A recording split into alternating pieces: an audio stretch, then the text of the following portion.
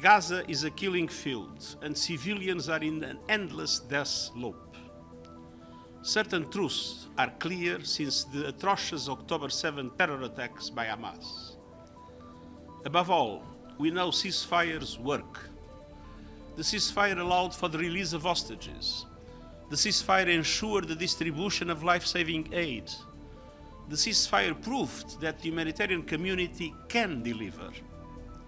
For weeks, guns fell silent, obstacles were removed, looting ended, and we were able to deliver life-saving supplies to virtually every part of the Gaza Strip. That all ended with the shattering of the ceasefire. Hope sank for Palestinian families in Gaza and families of hostages in Israel. And I was reminded yesterday when I met again with hostage families.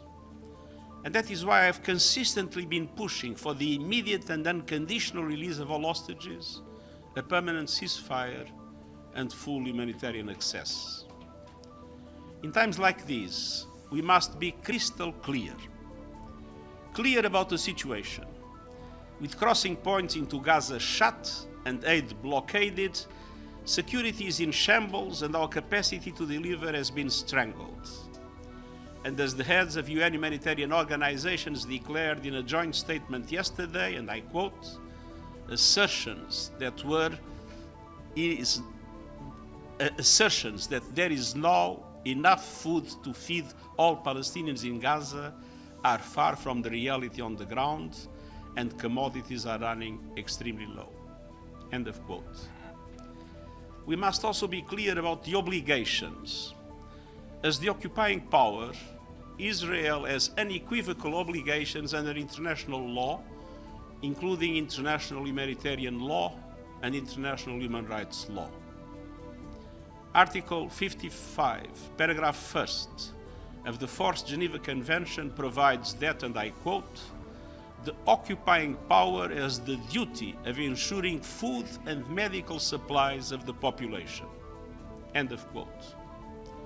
Article 56, paragraph 1 of the Fourth Geneva Convention provides that, and I quote, the occupying power has the duty of ensuring and maintaining the medical and hospital establishments and services, public health and hygiene in the occupied territory.